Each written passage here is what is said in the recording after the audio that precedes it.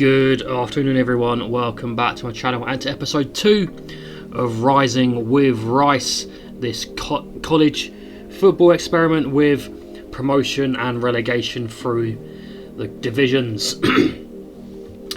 Now, from what I've read online, I think redshirting does affect playing time. So, Emeka Nwusu, our star rookie, well, freshman, keep talking like Madden terms, his deal breaker is A+ playing time, so I'm not going to redshirt him. He is going to be true freshman starting for us at QB. I don't want to run the risk of redshirting him and then he transfers because he didn't play at all. He wants to play straight away, we're going to let him.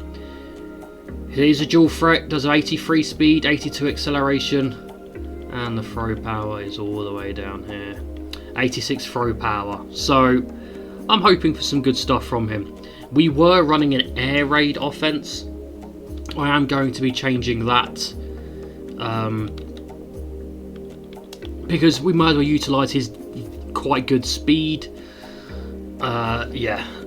So 34 targets. I know I shouldn't be doing it. I shouldn't be getting that many people, but I'll just do it. I get excited. I offer out scholarships to all these players, and sometimes even just doing that every week it increases, and you know, before you know it, when you're about week 10, you're still well clear of someone even if you've had no points on them all year. So that's why I still do it. But we can look at the people who we're going to be focused on and trying to get and throwing the house out. So we've got a tight end here.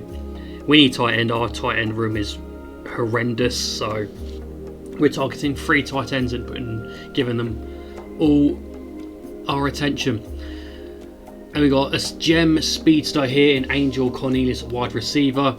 He does come with 93 speed, 90 acceleration. He is a gem and he's 5'11", so we definitely want him, even though we're going up against some pretty big schools.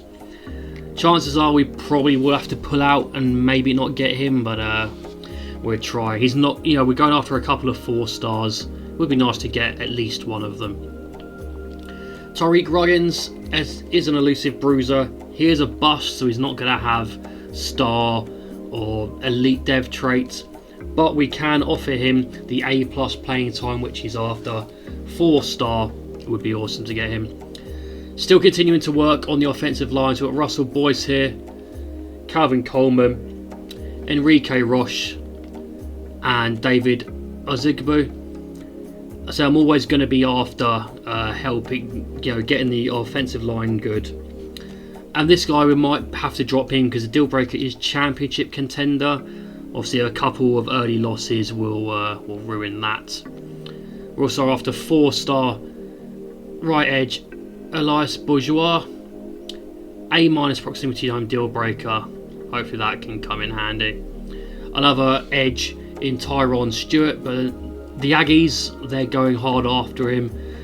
Hopefully, because we are slightly better. Well, we're a lot better than the Aggies. We can convince him to come to us. And then 2 more tight ends, giving them 25, because we're going to have the tight end room is horrendous.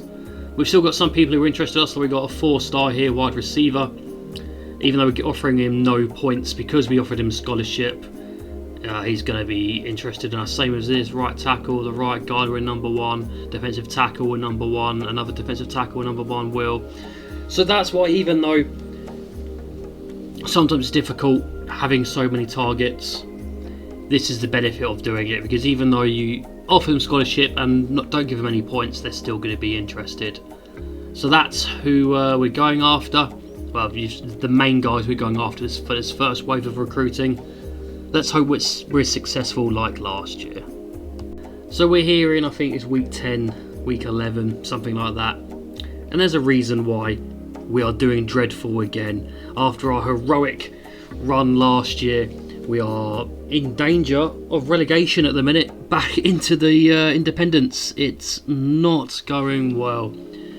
Good thing we're not decided to watch any games, because it would be absolutely dreadful. Some good news though, we have got a decent little class going already, including we do have a 4-star He is a bust though, but a 4-star running back who will come in straight away next season. But other than that, we've got a he's gonna be he's meant to be a centre, but we'll probably make him a guard.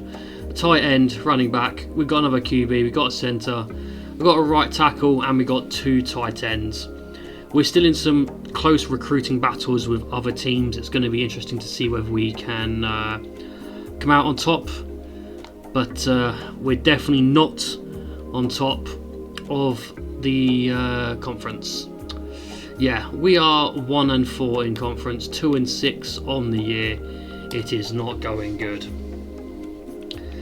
We are down the bottom. There are 3 teams worse than us. Even just 1 or 2 wins from the rest of the season will help pull us away from this mess. But yes, it has been quite dreadful so far. It's going to be a close run-in. I'll keep you up to date if it gets too fruity. Dear oh dear, it is not getting any better. We have 2 games left. One against Temple and one against Buffalo. Just 1 win of them 2 games should make us clear and not get relegated. But yeah, considering we've only scored 208 points as well, it is not looking good. First up, we have the Buffalo game. I'm not holding my breath. They are conference leaders and they are playing very well this year. And as we get 3-star defensive tackle, 3-star Mike linebacker, 2-star Mike linebacker. Thank you very much. 1-7, we did lose to Buffalo. All down to this Temple game. How do the standings look? Oh dear. We are not bottom yet. But if we lose, I don't know. Does it go down to record whether we played old ODU? Doesn't matter. It'll come down to wins overall. There's no point. I don't need to look at recruiting because I'm at max for everything. So here it comes, all down to this. If we beat Temple, we'll be fine and we'll be safe. We need to see 3-9. Come on, boys. How can we suck so bad? Well, it's probably the true freshman rookie QB who hasn't probably done too well on his first campaign in college football, as we get quite a few more people. Come on, show me 3-9. I believe that's it. I think we are relegated.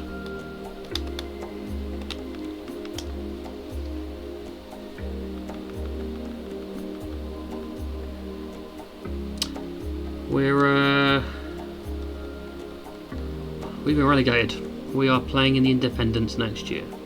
Well, I just spent the last few minutes talking and wasn't recording, so that's awesome. So in the Independents, New Mexico State, they will be coming up, and they will be replacing us, who go down. So let's start from the top. God, they're so annoying having to redo it all. Right, in the SEC, Ohio State drop out. They are going down to the Big 12. Texas Tech will be being relegated from the Big 12. In the Big 10, their relegation team is Utah this time. 4 teams on 2-6, 4 teams on 5-7. But Utah, considering they scored the least, they are going. I perhaps maybe should have done this at the start of the series as head-to-head records for the worst teams. But you know, you got to score points to do well in these leagues. If you don't score, unlucky, you are out of here. In the Pac-12, the team we are losing in this division is West Virginia. In the ACC, we are losing Cincinnati Bearcats, who finish 1-8 in the conference, 1-11 overall. Not good enough. MWC, we are losing Army, who have been relegated, promoted and relegated in back-to-back years. They are the up and down team so far. Can they stabilise and get promoted again next year? From the American, we will see. And in the American division, the team going down is Western Kentucky. They move down to the MAC. And the team the MAC are losing this year is Air Force. 4 2-7s, 2 2-10s with Air Force and Troy. But Air Force scored considerably less than Troy, so they are out of here. And in the Sun Belt, Louisiana Tech go 0-6 in the conference. That is enough to seal their fates. They are out of there. So there's the downs. Let's have a quick look at the ups. Starting with the SEC champions are Miami. They are champions of all college football, even though obviously there is the actual Natty Championship, but in the promotion and relegations they are in the top league. They've won the top league. They are at the top. Big 12, Notre Dame, I'm pretty sure they got relegated last year, so they are going back up to the SEC. In the Big 10, the champions are UCLA. They make it to the second division for the first time. Pac-12 winners are Pittsburgh. They are promoted out of the Pac-12 and they go to the Big 10. The ACC champions this year are Mississippi State.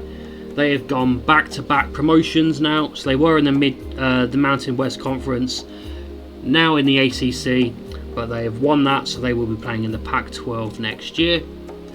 In the American, we have Southern Miss, who narrowly beat UAB to stop UAB going for a double promotion, so well done for Southern Miss. They are out of that division. The MAC champions are Nevada. They are out of that division now. They will be playing the American next year. In the Sun Belt, Bowling Green smash Ohio. That means Bowling Green will escape that conference and out into the MAC. And in our division, well, our former division, Akron, they hit the double promotion back to back, escaping from the independents into this division, and now they finish that as champions. So we're not going to look at our stats because, well, I'm still very annoyed about the fact we got promoted. We played awful, so why should you don't want to look at the stats of a team that did as bad as we did. Christopher Vizina led the way last year in yards, I remember. This year he's still leading the way with 50 touchdowns and 3 interceptions. That is incredible. What a guy. Clemson have an incredible QB there. Rushing wise, leading the way with 1,600 yards is Jalen Dupree. But there was a couple of people quite close behind him. Leading the way with touchdowns was Traylon Maddox with 33 touchdowns. That is incredible. What a year by him. Receiving wise, LaWayne McCoy, the senior, just over 1,500 yards. Fantastic for him. Touchdowns leading the way in the country was Shamir Funchess with 21 receiving touchdowns. Defensive wise, leading tackler James Wally for UTSA with 118. Tackles for loss leader was Blake Purchase with Oregon with 25. And he also led the way with sacks on the year. He is going though, Oregon will miss him. And 2 leading the interceptions with 8, Dijon Lee Jr. and Josiah Persinger.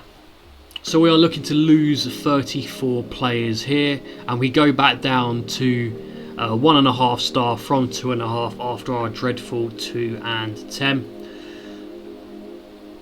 2 persuasion chances, and it's not looking good for any of them.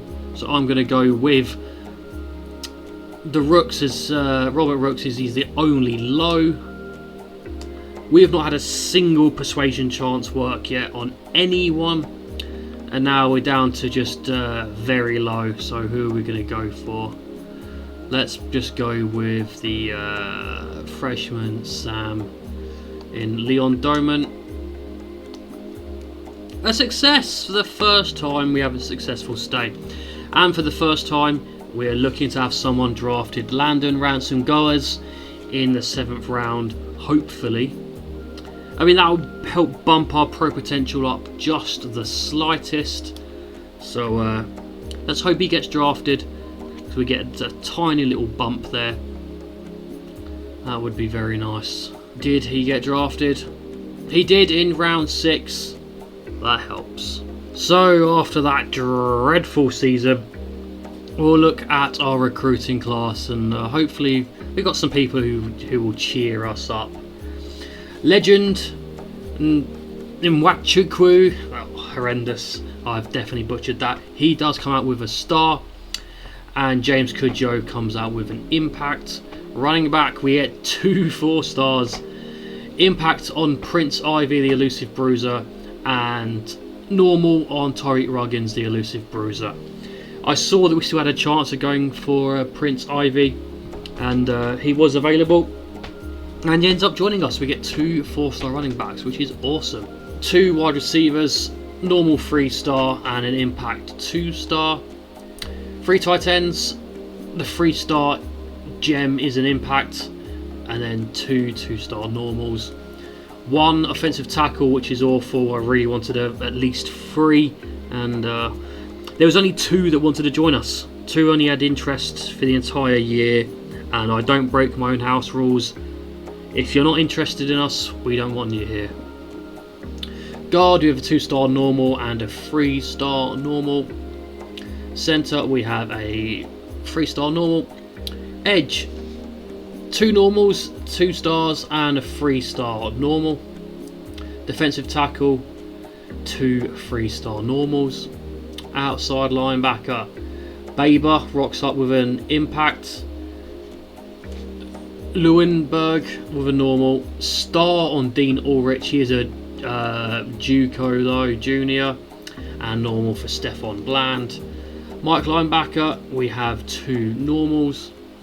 Corner, a star with Diego Bobenmeyer. Again, would have liked a couple more here, but alas, what can you do? Didn't get any free safeties, and we've got a 2-star strong safety with a normal. Top end of the class is good, but toward the end it wasn't so good. Top classes, we were just outside the top 50 last year. I'm not expecting to break into it this year, but we should be close again. There we go, 52. The 2 4-stars definitely helped our rankings there. Well, we might have sucked, but a good reason of starting Nwusu. Oh, here are his stats. So 2,500 passing yards, 21 passing touchdowns, 17 interceptions with 201 rushing yards. But the main thing is he got 78 skill points. His star dev trait being a big factor in that. So he's a 71. Let's see what we can get him up to with 78 skill points. So we've gone through and spent, and we've got him up 10 upgrade points, which is awesome. He goes from a 72 and 80 for his sophomore year. So we are hoping that with this one increase in, with one player getting increased, that should help us have a lot more success. Still plenty of upgrades to go over the next couple of years, and this guy should help us get out of the independents at the first time of asking. So as we are spending this year in the independents and down to a 1.5 school, there are no 4-star people who are interested in coming here, and that's completely understandable. We do have a handful of 3-stars, including this Stephen Bakhtiari, who is a gem free safety. He's one of the guys we're going to be going hard on. But yeah, I'm going to keep trying to build up this offensive line. I want guys who can protect my QB. I want guys that can help us have a dominant run game. So all the 3-star offensive linemen, that's who we're going to be going for. And as usual, keeping with my own house rules, I'm only going for people who aren't interested with us. Even if we are starting in 10th place, that still counts as interest, so we're going to go after them. The last couple of years, well, despite a horrific season on the field last season, we did actually have a good recruiting class. I'm hoping for that again, with multiple 3-stars which can help grow the team. I'm only targeting 21 players for the first wave, and hopefully get some more toward the end and bolster our pack with some more 3 stars. Going into year 4, this is how our roster is looking. Emeka Nwusu is still going to be our starting QB, up to an 80 overall now. 84 speed, 83 acceleration, 89 throw power. He's taken a big step forward in the off season. That hopefully will translate into on-field success as we try to get out of the independents and back into the CUSA. Now here's what I struggled with this half-back room to decide who to be starting. So we do have Jeff Chauncey here, who's a north-south receiver, a little bit slower with 83 speed, 83 acceleration. His deal breaker is only proximity to home. Now the 2 4-stars, both their deal breaker is playing time. They're both the same. They're both the same overall. I maybe should have only gone for one of them to make life easier. But hey ho, we have them both. I'm not redshirting either of them. I'm thinking of starting Prince Ivy. He does have the impact. Ruggins is only normal. And Chauncey, he doesn't really care too much about playing time, so we're probably going to be starting with Ivy. Receiver room, yeah, it's a little bit bad. However, we do have Lobato and Brutus in our top 3. I'll tell you what, I'll probably get rid of Nathan Wallace as well and have our 3 starters being all freshmen. Proximity time deal breaker for Van Horn, proximity time for Brutus, and playing time for Lobato. Yeah, we'll chin off Wallace, the senior, and we'll have 3 freshmen redshirting starting for us, wide receiver. At tight end, starting for us is Jacoby Chisholm. Deal breaker proximity to home. He's going to be our starter. He is the best tight end we've got. He's still young in his sophomore. He's got a couple years left. He's not going to be going for the draft, so we're not going to be losing him. He will be here for his senior year. Offensive line is getting better. It is getting there. So we've got left tackle here, 72 Moss. Left guard, 75 Hackett. He says their overall is 78. But mine and the offensive coordinator, our talents are in tacticians, so on the game day a lot of players will be getting boosts, hence why the difference. 69 overall starting centre in Darian Loper, or 66 even. 67 starting right guard, and 71 overall starting right tackle. So it's a young core now. Young, and there's some potential there, thankfully. Here's how our left edges are looking. Right edge room, led by John Jewell, 77. He is a freshman redshirt with impact dev trait. Championship contender deal breaker, so more than likely we're probably going to be losing him after this year. But hopefully this year he can put together a good season and help us get out of here. Defensive tackles, it's a young room, but we have chances to grow. All our young dudes, proximity time is their deal breaker, so chances of losing them are quite slim. Brand exposure, yeah, it's not looking too good, especially in the independents. I can just hope that we, win as many games as we can, and that will help increase our brand exposure. Dante Foster, he is the guy. Playing style deal breaker. So whatever that is for Mike linebackers, we need it to do well, because he is the guy with the elite trait. He is already up to an 81 overall in his freshman redshirt season. A big year for him. We could put him near the bloody 90s come the off season. Here's the Will linebacker room. Many bodies here, no one really outstanding. We do have Alani Baber, who is 76 overall freshman. His deal breaker is brand exposure, and because I'm potentially worried about not increasing that, We're not going to redshirt him. We're just going to have him playing. He's our best one, so just get him on the field. Hopefully he can help himself increase their brand exposure. Corner room, yeah, we've only got 5 dudes. Luckily, Bobby Morton, our best corner, freshman redshirt. His deal breaker is playing time, so that's not going to be an issue going forward. Same for Manu Buck. Brand exposure for TJ Coco. Same for Penna. And proximity to home for Bob and Meyer. Safety room isn't much better than the corner room, especially the strong safety. And then the kicker and punter are both bloody good. Proximity to home deal breaker for our kicker, so he's going nowhere. And playing time for our punter, he's going nowhere. But he's a freshman redshirt. He's already up to an 83. Now this guy could get drafted in a couple of years. We can still increase his kick power by a few more. His accuracy can go all the way. Yeah, we can definitely make this guy pretty good, especially with his impact dev traits. Well, that's the team. Oh, it's good enough to get out the independents, I think. We're going to have a better overall than Delaware, one should hope. I've tactically not played them, just in case we were to lose them as a freak game and then we'd be stuck in the independents. The last few years, the two independent teams haven't faced each other once, so we're keeping with that tradition. I've gone through, and I'll be honest, I've made a bit of a cupcake schedule. There's no one particularly hard here. Can you blame me? I'm not going to force myself to play against Alabama, all the good teams. There's no point in doing that. Give myself a cupcake schedule, try and get out of the independents. So we're at the end of the year. Basically, what I didn't show anything is we were great.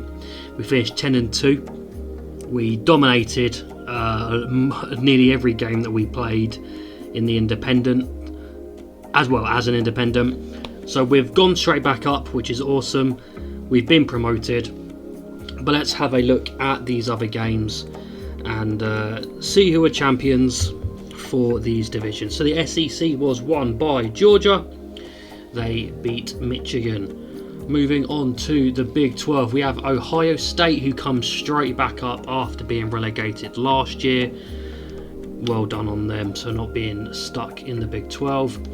Moving on to the Big 10, Pittsburgh are the winners, and they are looking at a double promotion now. So they were in the Pac-12 last year, come up and gone straight into the Big 12, back-to-back promotions for Pittsburgh. Moving on to the Pac-12, we have Missouri, who are going into the 3rd division for the first time. Good for them. The ACC was won by North Carolina. They got relegated a couple of seasons ago, and they are going back up. Mountain West Conference won by Northwestern in a very close game, 1 point win over Kansas. The American was won by Nevada. They are also doing the double back-to-back promotions. They are on a roll. And speaking of back-to-back promotions, Bowling Green. They moved from the Sun Belt to the MAC to the American in 3 seasons. And then in the Sun Belt, Central Michigan beat Akron. They deny Akron 3 consecutive promotions. Akron certainly are a team on the rise.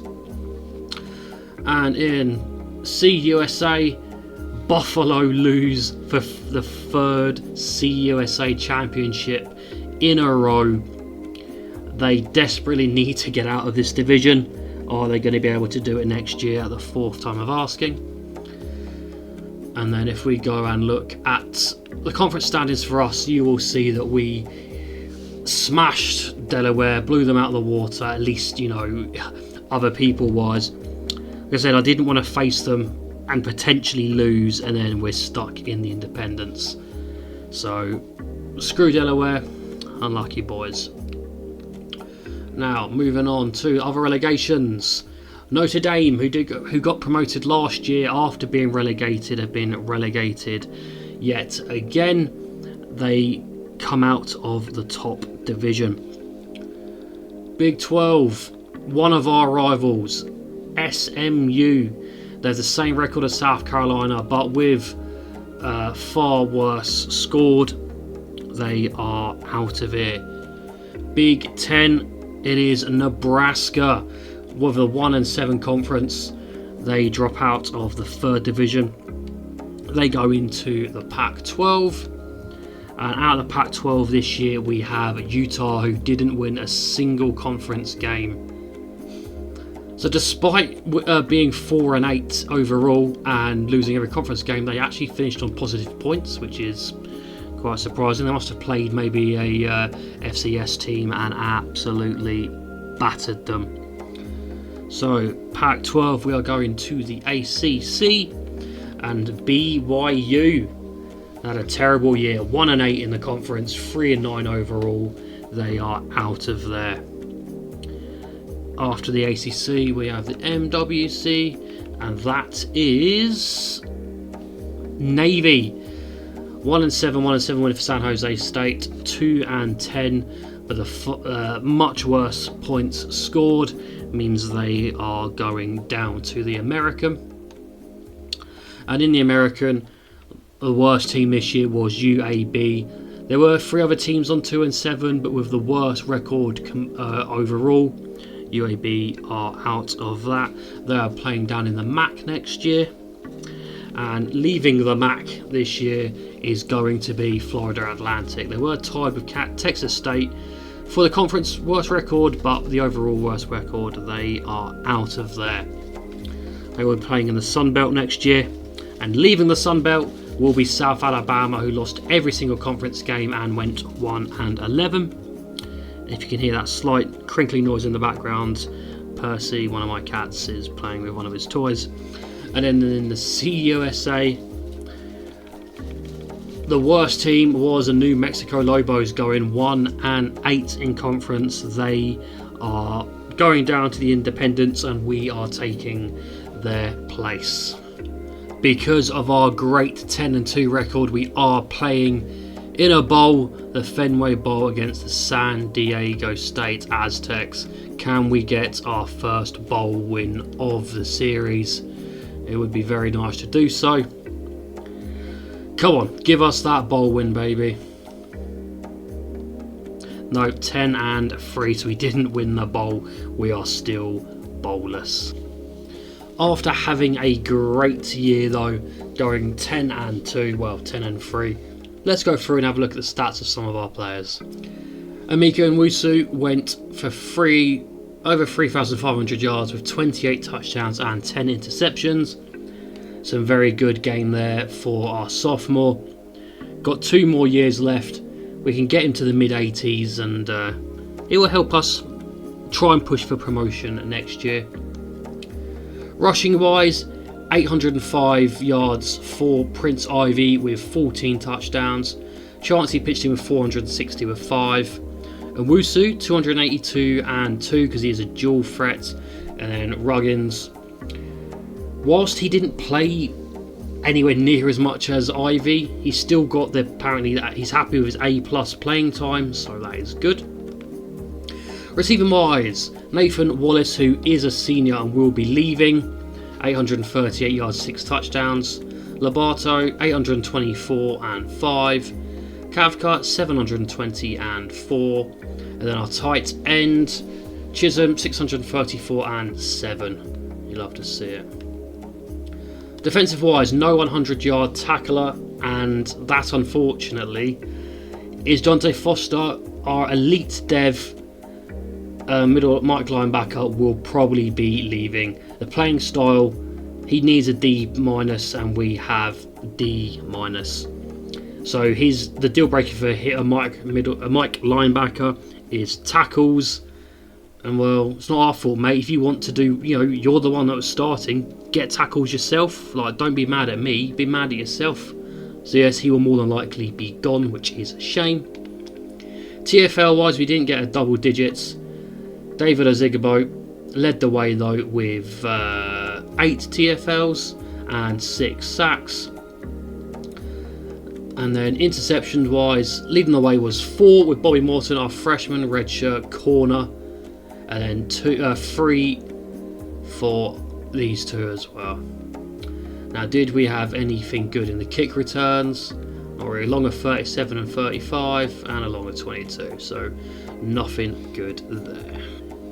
In a surprising turn, we only have 12 players leaving, 3 from graduation and the rest, well, they're not happy being here. And we do have 8 persuasion attempts, and unfortunately Dante Foster, his persuasion chance is extremely low, so the chance of getting him, not that good, to be honest. Baber is one I do want. He's a 72 overall rookie who led the way with tackles. No, he didn't. That was Dante Foster. Still, Baber, he did play his true freshman year, because his deal breaker was brand exposure. I thought, hey, look, we're probably going to lose him anyway. Let's try the persuasion. It is low. Boom. We keep him, though more than likely we're going to be losing him again next year. So we've got 7 left. How many have we got? 1, 2, 3, 4, 5, 6, 7, 8. Well, we're definitely going to want one from Dante Foster. Right, we'll try the low. We do have some success there potentially. Okay, so Rikens has stayed. And we do probably want these 2 QBs. Okay, senior gone. What about Irvin? He has gone. Oh, let's just bite the bullet. Come on, all my luck. I need all my luck for this one. Dante Foster, please stay, buddy boy. You're our first elite. Please stay. Bollocks. Well, you know, you win some, you lose some. Oh, we got a very low there for Leon Diamond to stay. What was his deal breaker? It's a brand exposure again, so it's probably going to be losing him. Louis Witherspoon, I would like you to stay. I don't want to lose 3 QBs.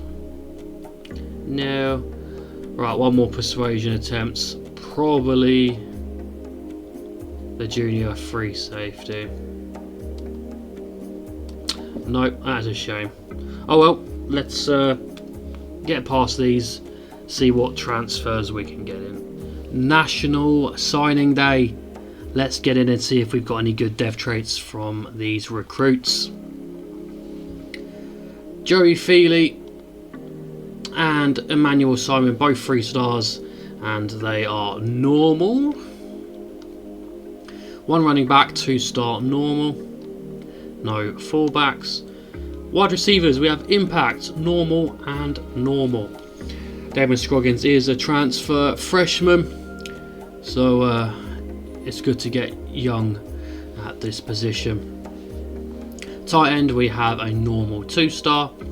Offensive tackle, we have 2 frees with 1 impact and 1 normal. At the guard position, we have impact, impact, and impact. That's what you like to see. 3 young dudes with decent dev traits. Centre, we have Von Doss, just a normal dev trait there for the junior transfer. Moving on to the edge position, we have impact for RU, normal Cantwell, normal Cassis, and impact for Luvu. Defensive tackle, normal for Jones, normal for Santiago, and impact for Denzel Israel. Outside linebackers, we've got normal. We've got a star for Anthony Bradley, who is a transfer freshman, and normal for Greg Mooney, who's also a transfer freshman. On to the mic, we have to try and replace Foster. Hopefully Skokel has a good dev trait because DeVoe has nothing. Impact, I'll take it, it's better than normal.